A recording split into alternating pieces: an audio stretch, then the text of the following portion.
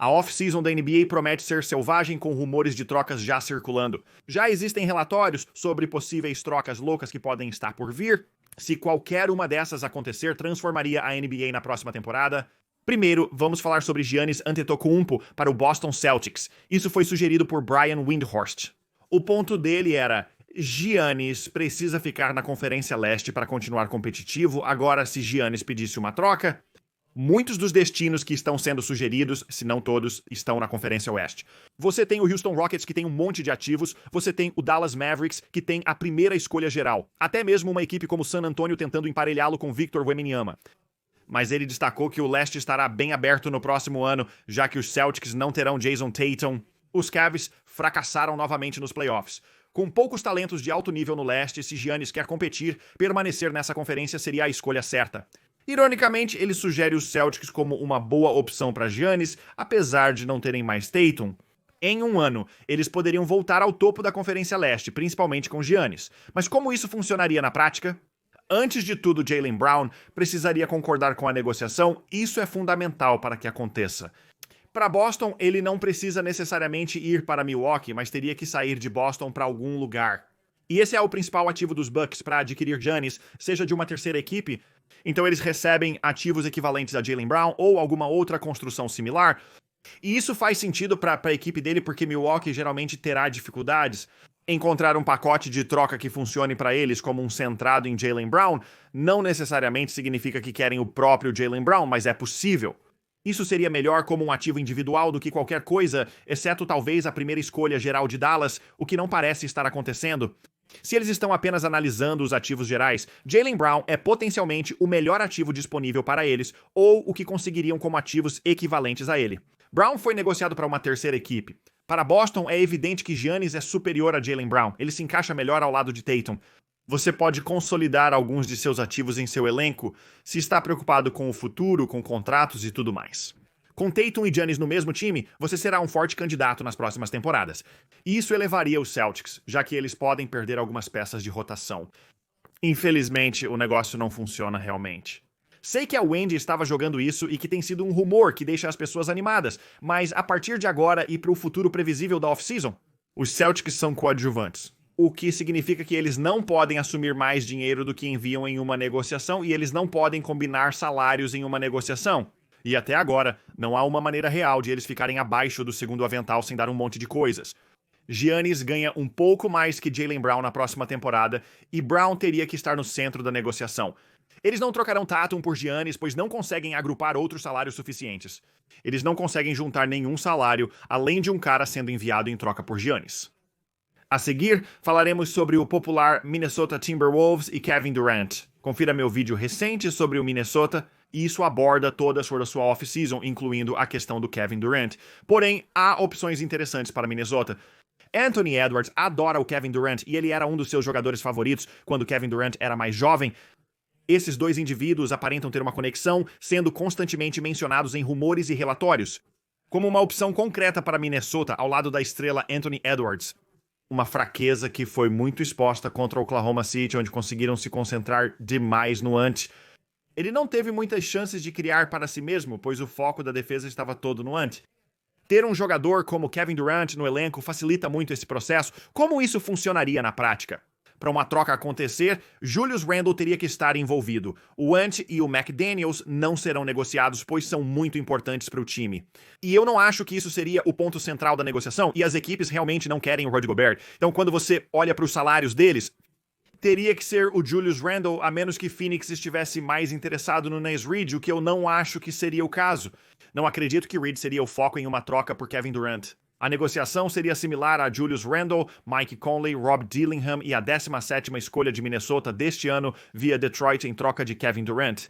Nesse cenário, os Suns obtêm ativos atuais e futuros para manter Devin Booker feliz, o que deve ser prioridade na temporada de descanso. Se não vão negociar Booker, devem tentar mantê-lo feliz em Phoenix. Randle e Mike Conley os ajudam no curto prazo, enquanto Dillingham e a escolha contribuem para construir o futuro. Como mencionei, Minnesota consegue sua estrela junto a Anthony Edwards e preserva seu núcleo, porém, existem algumas questões. Primeiro, Durant precisaria querer ir para Minnesota, que não é o maior mercado da liga, e ele necessita de um novo contrato. Então, os Timberwolves estariam negociando por Kevin Durant, estariam fazendo essa jogada, mas também estariam fazendo isso apenas por uma temporada. É muito para abrir mão de alguém com contrato de apenas 1 ano. Eles teriam que negociar uma extensão com Durant se ele quisesse estar lá. Você também tem que superar o fato de que Phoenix pode não querer este pacote de troca. Durant será oferecido para quase todos os times da liga, o que pode não ser prioridade deles. Minnesota pode não querer abrir mão de Rob Dillingham, jogador pelo qual sacrificaram muito para selecionar no draft do ano passado. E, mais importante, provavelmente já deveria ter mencionado isso, Julius Randle precisa aceitar seu contrato para que isso funcione. Ele tem uma opção de jogador nesta off-season por dólares americanos, 39 milhões, e faz o dinheiro render se aceitar. Se você propuser negociá-lo para Phoenix e ele aceitar, tudo bem. Caso contrário, você precisará assinar um novo contrato com ele. Isso poderia levar à possibilidade de assinar e negociar, tornando tudo mais difícil. Outro motivo pelo qual seria complicado para Naz Reid estar neste negócio. Tudo isso junto torna isso novamente, assim como a coisa dos Celtics de Giannis, improvável. Isso é mais provável do que os Celtics. A coisa honesta, porque é realmente possível que Minnesota fique abaixo do segundo avental entrando na temporada de férias. Como mencionado anteriormente, é possível se Randle optar, mas existem muitos obstáculos para tornar o rumor de Durant para Minnesota uma realidade. A seguir, vamos falar sobre Darius Garland em Cleveland. Os rumores de Cleveland são que os intocáveis no elenco são Donovan Mitchell e Evan Mobley. As outras duas peças centrais, Darius Garland e Jarrett Allen, estariam disponíveis pelo preço certo nesta off-season. Eles não estão buscando ativamente negociar esses caras, mas se alguém ligasse para perguntar, pelo menos conversariam. Já para Mitchell e Mobley, eles não teriam conversa sobre esses caras. Eles estão mantendo-os, a menos que talvez seja uma conversa tipo Giannis, que fica super difícil com as novas regras da Collective Bargaining Agreement. Garland como um ativo e peça de troca é interessante para mim, pois acredito que ele é subestimado na liga. Se ele se mantiver saudável, é um excelente criador. Alguém que eu acho que brilharia fora desse sistema em Cleveland, tendo mais a bola por não estar jogando ao lado de Donovan Mitchell. Acredito que ele funciona bem fora da bola, pois fez isso recentemente em Cleveland e é um bom arremessador nessa posição. O primeiro time que me vem à mente toda vez que falamos sobre trocas de Darius Garland seria o Orlando Magic. Eles precisam de reforços na defesa há tempos. Tem o Franz e o Paolo, mas sempre que chegam aos playoffs, as coisas se complicam. Tentar criar com apenas esses dois caras, quando nenhum deles são criadores de jogadas de elite, nem criadores de perímetro de elite ou manipuladores de bola. Seria bom ter um guarda para receberem a bola e esses caras poderiam fazer uma tela para ele. Isso abriria muitas opções diferentes em seu ataque. Se eles tivessem alguém como Darius Garland em seu elenco agora, eu não acho que Orlando faria, por exemplo, uma troca de Franz Wagner por Darius Garland. Eles valorizam a versatilidade de Franz em jogar em duas posições. Apenas Garland ao lado de Paolo não é suficiente para eles. Continuando. Que Franz ao lado de Paolo já não faça. Se isso acontecesse, Orlando faria... Cleveland consideraria um pacote centrado em Jalen Suggs em troca de Darius Garland. Neste caso, seria Suggs. Tristan da Silva, escolhido no draft do ano passado, a escolha de Denver deste ano e a própria escolha de primeira rodada do time neste ano. As escolhas são na 25ª e 16ª posição. Para Orlando, você está trocando Jalen Suggs, que eles realmente gostam e é muito bom defensivamente. Ele e Garland tiveram problemas com lesões, porém Garland é um jogador ofensivo superior, um criador muito melhor e alguém que se encaixaria perfeitamente no ataque do Magic. Eles já são excelentes na defesa, parte disso é devido a Suggs, mas acredito que seriam muito bons mesmo sem Jalen Suggs. Eles poderiam compensar alguns dos problemas defensivos evidentes para Garland em Cleveland, enquanto os Cavs se despedem dele. Eles conseguem um ala de alto potencial em De Silva e um jogador em Suggs que se encaixa bem ao seu lado. Com o Mitchell, a hierarquia ofensiva no backcourt fica mais clara, é ele com a bola o tempo todo, e Suggs joga a partir disso. Eles obtêm esses ativos, a 16ª e 25ª escolha neste draft, para possivelmente fazer outros movimentos nesta off-season. Se estão considerando negociar Jarrett Allen, talvez possam aprimorar essa posição e aperfeiçoar o elenco de forma mais eficiente. Não tenho certeza se algum time faria isso, mas para trocas de Darius Garland, acho que Orlando faz sentido. Essa é uma troca que eu poderia ver acontecendo, dependendo do interesse de cada equipe em um pacote envolvendo Jalen Suggs. Como mencionei, não acredito que Frank será a peça-chave. A seguir, falaremos sobre uma equipe inteira, o New Orleans Pelicans. Eles podem ser a equipe de troca mais interessante da liga por terem uma alta escolha neste draft. Eles têm muitos ativos e peças interessantes em seu elenco. O primeiro jogador que as pessoas vão mencionar, naturalmente, é Zion Williamson. Eles gostariam de mantê-lo. Por que eles gostariam de mantê-lo? Quem potencialmente gostaria de trocar por ele?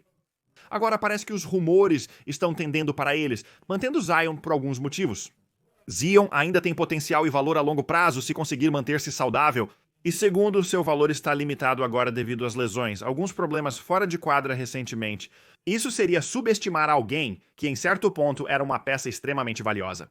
Seria um momento estranho para negociar Zion, a menos que eles não queiram mais lidar com ele e só querem se livrar do jogador.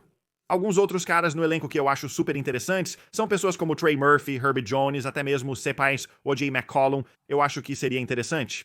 Vimos o que ocorreu com Dyson Daniels na última temporada, quando ele foi retirado da maluca rotação que eles possuem em Nova Orleans. Ele era apenas isso. Seu papel era mais claro e solidificado em Atlanta, onde teve uma temporada de destaque. Trey Murphy e Herb Jones são candidatos semelhantes ao que vimos para Dyson Daniels no ano passado.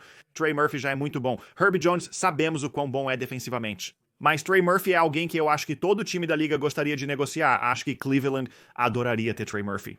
Eu acho que praticamente qualquer equipe disputando ao redor da liga gostaria de tê-lo. Ele é um excelente arremessador e defensor, capaz de ajudar muitos times da liga. Como mencionei, até mesmo alguém como Cedric McCollum, eu poderia ver literalmente cada peça nele. Os Pelicans são os mais propensos a trocas nesta off-season, sendo o time mais interessante para se observar. Se você está apenas olhando para o volume puro de trocas, com jogadores potencialmente sendo enviados, New Orleans é um time para ficar de olho. Por fim, preciso mencionar isso porque continua sendo divulgado. LaMelo Ball em Charlotte pode ser negociado. As equipes de Los Angeles continuam sendo mencionadas como possíveis destinos. Para os Lakers, seria algo como Austin Reeves, alguns outros salários e talvez algumas escolhas, já que não tem muitas restantes. Parece-me irrealista que Charlotte se interessaria por isso. A menos que não queiram mais o LaMelo, eles prefeririam construir em torno de Brandon Miller e outros jovens que têm. Acho isso irrealista. O mesmo aconteceu com os Clippers. Não sei por que fariam isso já tendo James Harden. Uma defesa desastrosa com James Harden e LaMelo juntos poderia funcionar devido a alguns contratos, mas é questionável o motivo disso. LaMelo seria a peça ideal para um time que pretende pressionar e competir na próxima temporada. Mas esses rumores continuam sendo espalhados e senti que precisava abordar o assunto. Na maior parte, com exceção dos Pelicans, talvez um pouco das coisas do Darius Garland, esses rumores são "eu acreditarei quando eu ver". Alguns são descartados por serem literalmente impossíveis devido ao Collective Bargaining Agreement e outros parecem exagerados e irreais. Mas no mundo atual, após a troca de Luka Doncic, não estou disposto a recusar qualquer troca, desde que seja permitido pelas regras da liga. Veremos o que provavelmente acontecerá em uma off-season louca e agitada este ano.